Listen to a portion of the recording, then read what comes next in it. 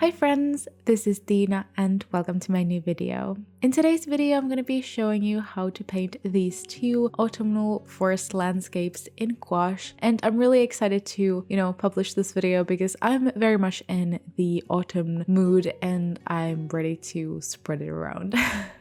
For these paintings, I'm using my Rembrandt watercolor notebook that was gifted to me by Royal Talens. I'm using tons of different brushes and I will try to link all of them down below or have some sort of explanation as to what kind of brush I'm using. And then I'm also using different shades of Royal Talens gouache, and all the shades are mentioned in the screen when I'm using them and putting them onto the palette here, and I will also link them down below. So I'm using quite a lot of different shades of gouache for this painting, and I really didn't want to limit myself with this one at all. The first painting that I'm going to be showing you is a little bit more complicated and detailed, so if you are just a beginner, I would maybe suggest trying out at least the second one, but if you dare, you can definitely try out the first one as well. But for the first one, I did use a little bit more colors, so that's why there is this many colors on my palette. But as you can see here, I'm mixing this kind of light blue color first, because in my reference photo for the first painting there is this kind of hazy bluish background, so I'm mixing together some white, some ultramarine deep, some vermilion, and some black. But before I started painting the first landscape, I did tape the edges of these paintings. I just like sharp edges for my paintings, so I decided to do this. Again, like I said, the first one is a little bit more detailed. I actually spent quite a long time on that, so I think that it is a painting that is completely doable even if you are a little bit more of a beginner. But I would say that try to simplify it in some ways and maybe try to lose some of that perfectionistic mindset with that, because I know that this painting, in the way that I did it, can take a lot of time and also a lot of practice and patience. So I understand that not everyone might have that, but the second one is a little bit more straightforward and easy. But we all have different kind of abilities, so I would suggest just trying it out anyway. So here we are painting the first one, and as you can see, I started with that color that I mixed earlier, but I also noticed that it was a little bit too dark, so I mixed some white into it. With gouache, it's always a little bit tricky when the colors end up drying a little bit darker than they actually look on the palette, so I just kind of had to, try it out and see how it looks. But I actually ended up covering the first layer that I did completely because, again, it turned out a little bit darker than I would have hoped. So if you're wondering what I'm actually even painting here, I'm looking at the reference photo that is going to be on the screen and also down below in the description. I'm going to be focusing on the areas that are in the background. So I'm trying to paint the picture from the farthest elements to the ones that are closer to you. So I'm starting with that blue hazy background. I made the background really light on purpose because when I start adding those elements on top, those elements, those leaves and those trees that are a little bit closer to you, that are still very light, but just a tad bit lighter, they can pop from the background a little bit more. And when I got the background done with my desired light color, I started building those elements on top by just adding a little bit of black to the color that I mixed earlier. And again, it might be a little bit hard to see what I'm actually doing here because the colors will dry a little bit darker, but I'm basically just looking at the reference photo and roughly looking at the places in the background where you can see some of those farthest trees in the back. So for example, there in the left side, I guess there were some, darker kind of like bluish grayish tones trees that were kind of popping from that super white background. And then also there were some that were in the bottom right section as well. So I started adding those with that darker tone as well, but keep in mind, it is still very light. When you add that to your paper, you can barely see that there is a color difference. And that is definitely tricky with gouache because I was like struggling. I was like, you cannot even see this. But then 5 minutes later, it was almost too dark. So, patience. I was using different kinds of brushes for this. So for the background that you could see me adding those like bigger areas of paint, I was using that kind of angled flat brush, and for these trees that I'm making with that darker shade, I'm using this kind of basic shorter round brush. And I like this brush because it doesn't have a sharp tip, so it works perfectly for something like this, you know, those not super detailed random blobs of color in the back. It works really well for that. But now that those couple of layers in the back are fully done, I'm again going back and looking at my reference photo, and I'm starting to add that little darker shape of a tree that is especially on the right side. I feel like I had a lot more patience with this painting than I usually do. I felt like I really wanted to take my time with this painting, and you can see that from, you know, the result. I think I'm kind of often when I'm painting in my normal sketchbooks, I'm kind of like trying to rush things, which isn't ideal, but you know, I like to just paint something and get it done. But I was definitely more patient, and I just really wanted to create something beautiful. So I definitely spent a little bit more time on this than necessary. So if you are here and you're like, you don't want to spend hours and hours on a painting, simplify the steps. You don't have to make it so perfect and so detailed. You can take something away, and you can also use a bigger brush where you can make those less intentional strokes and just, you know, wing it a little bit more, because I also did use pretty small brushes here. I don't always do that because again, I'm trying to be, you know, a little bit more messy and loose, but here I wanted to focus on the details a bit more. And I guess that's great because you can try this style out as well, but you can also do it more freely and loosely if you want to. I feel like I'm saying a little bit darker a lot in this video, but yeah, that's exactly what I did. I was just darkening some areas in the back with that black mixed into the previous mixed really light blue color, and I was just kind of building the details on top of those trees that I had already done. And I did also add a couple of darker details on the trees on the top left, or maybe in the center top area, but I did actually cover them up completely. So, you know, I did do things that were not necessary, but I also didn't have the perfect plan for this painting because it kind of shapes up when you go. So I did cover most of those areas up, but it's okay. Then I mixed this really light orangey yellow color with, again, using a lot of white and also still using some of that color that I was using for the background as well. So I didn't mix a completely new color with white and orange and red. I wanted to mix a color that was similar to the ones that I've been using, and that's what I usually like to do. So the color scheme and color, like the tone of the color, if that makes sense, you know, stays a little bit more same. So again, for that color that I mixed previously, I added some more yellow and red, and some of that, I think it's burnt sienna as well. And yeah, I think that it created a really nice, super hazy brownish color for the back, and I really liked it.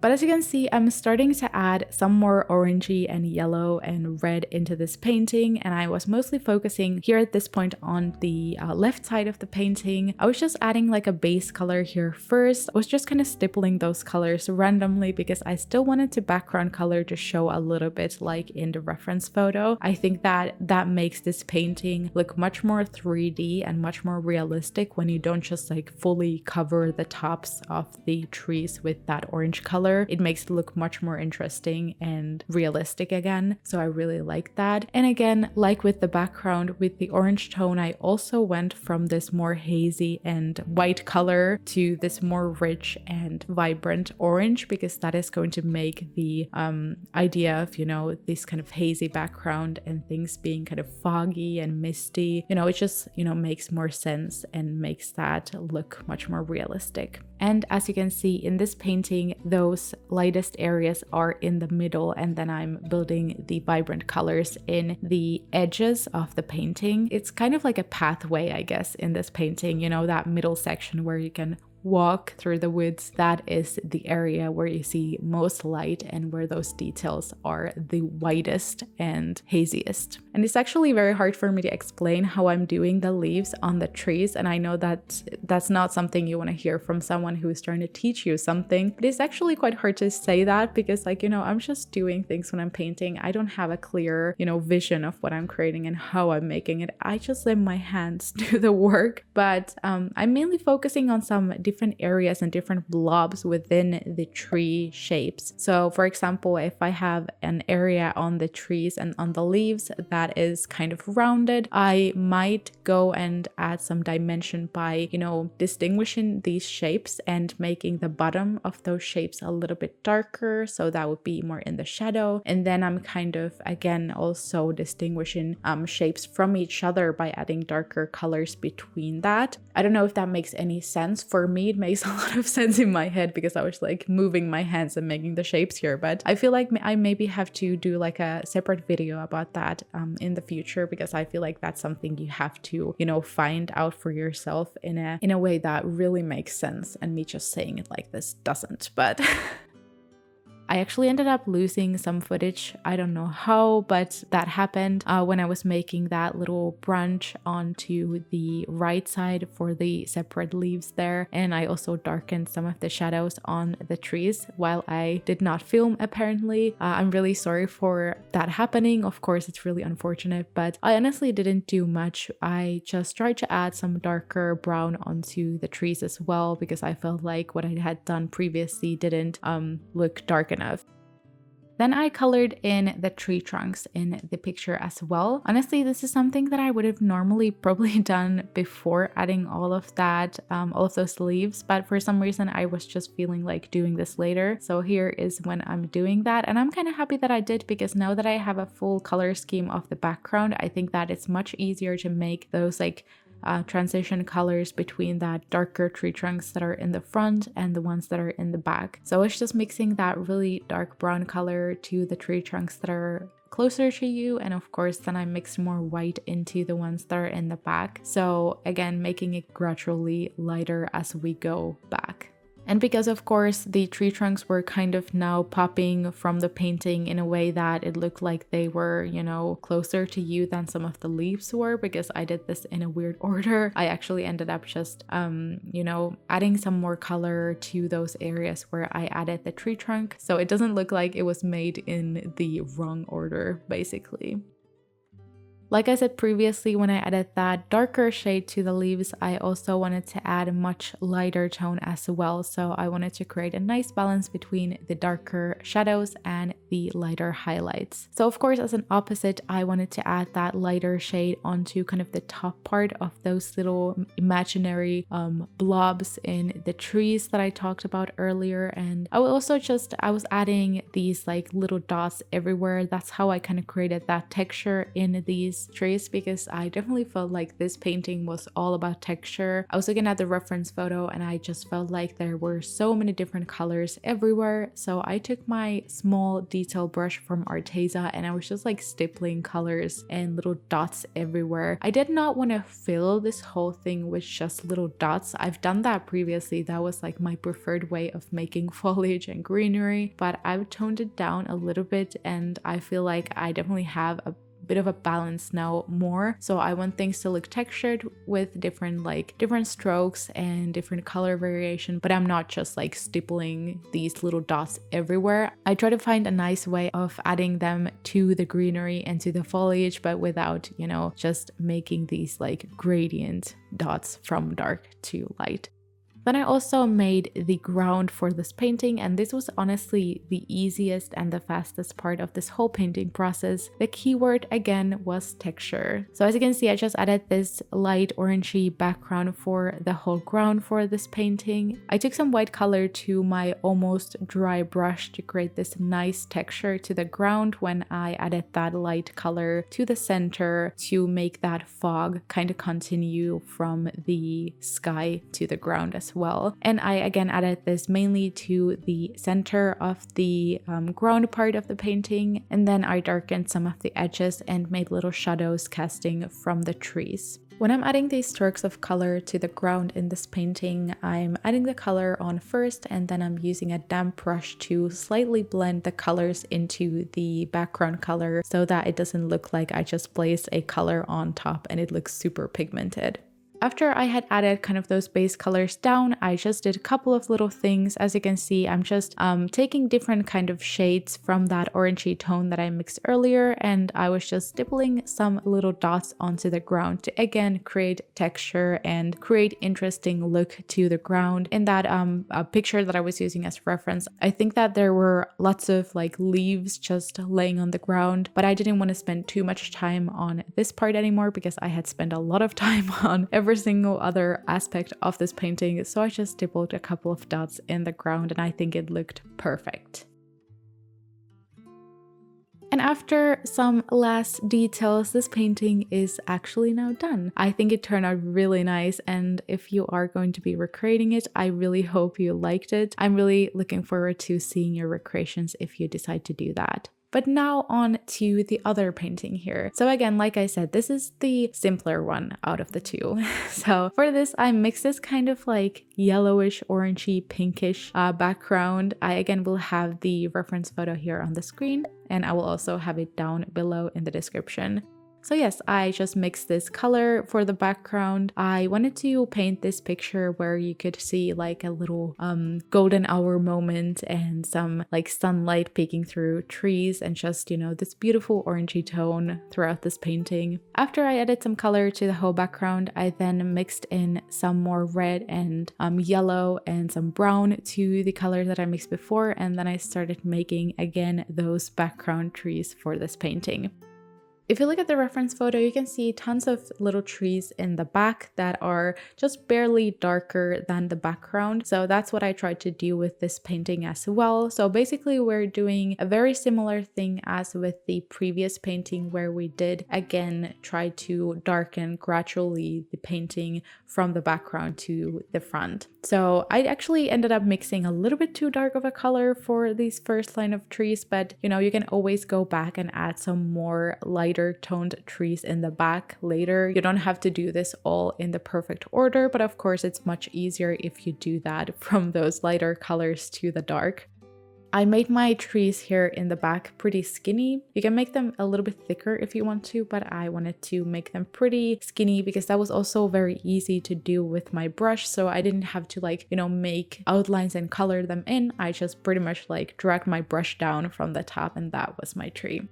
I also wanted to add a little color variation in the background, so I mixed some more white into the color that I mixed previously. So I added that to the bottom of the background. So you can imagine there is a sun setting and the sun is kind of in that area, and that's why it's lighter than the rest of the forest. But while I was making the trees, I also did add some more texture into the forest background as well. So with those same colors, like those really light orangey tones that I started making a little bit darker than the background, I started adding those little stipples and little dots of leaves in the back as well. I added some of those into closer to the ground and some a little bit farther up, and I think that that is going to make the biggest difference. So don't worry about leaving it blank and leaving it very light here in the first place, because these layers that you're going to be putting down now with those kind of hazy background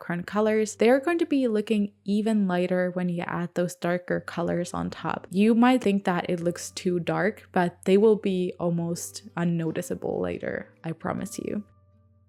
But here I am already adding those darker trees in the front. Again, like I said, I was using a reference photo, but for these kinds of elements, I usually don't like to look at a reference photo and like copy everything. I just liked creating some random trees here and there and just making these thin and a little bit thicker lines as well here, because it's a lot of fun and it's kind of therapeutic to make that without having to copy everything from a reference photo. And I think we all have the creativity to make a couple of lines for tree trunks, right? But yeah, for these kinds of paintings, in my opinion, more is definitely more. Not too much, but I would say that your forest will look much more realistic, much more interesting, and much more foresty if you have a little bit more trees. And as you can see, those trees that we added there in the background now definitely complement the darker tree trunks that we added here. They almost make the light background glow, and that looks so nice and so inviting. I really love that. While I was adding those bigger tree trunks, I did also add a couple of fun little branches here and there to make the trees and the forest look much more interesting. If you are doing branches, make sure that you use a brush that has a sharp tip or a brush that is smaller so your branches don't look evenly thick in all places. So maybe you should try to make them thicker from the root or from the place that they start growing, and then a little bit thinner in the end. And for this painting, I also wanted to add some of those leaves and some of that foliage on top of the trees that are in the front as well. So I was using the similar colors that I used for the tree trunks itself, and then I started adding these little bunches of leaves together. As you can see, I was stippling my brush and making those fun shapes onto the tops of the trees so the forest looks more full, and you can also just add more texture and some more color into your painting this way. Again, I was doing the kind of similar thing that I did with the previous painting, so I was adding these darker little blobs first, and then I was stippling some more lighter tones on top of that, and also adding a couple of pops of highlight with lighter orangey tones, and then also trying to add some contrast with darker brown. But usually I like to add a darker base color for foliage and bushes, and then I will add some kind of like middle tone onto the tops of that, and then I will add some more lighter tones into the tops of that. But of course, with this painting we have the light source coming from the bottom instead of the top, so I tried to kind of reverse that idea into this painting.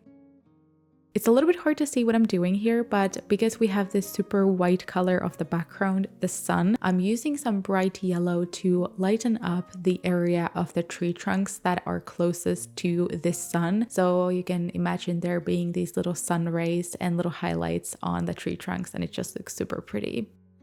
But because I love those yellow vibes, I did add a couple of super light yellow tones into the foliage as well. And I did also add a couple of more really light colored orangey leaves into the background, kind of for the background layer trees that we did here in the first place. I felt like it was a little bit too empty in the back, so I did add a couple of colors there as well, just to kind of make the forest look a little bit more full.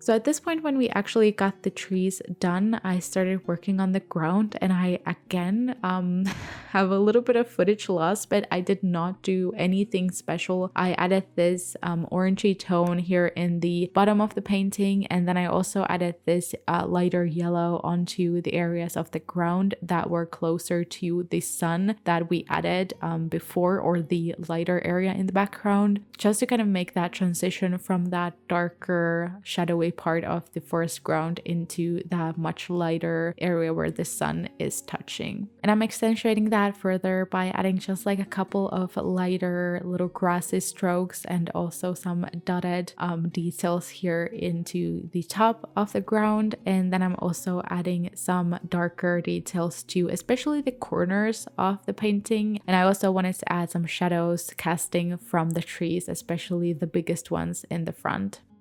And again, texture is the key here. I was just stippling some little details. I didn't want to be too precise when I was adding these little brush strokes onto the forest ground. I really just wanted to add a couple of little lines here and there, and some dotted shapes, and some fun little blended areas, and areas where I didn't blend too much. You know, the texture is everything, so don't try to work and blend everything perfectly. Instead, just make some fun little lines, fun little dots, and just have fun with it.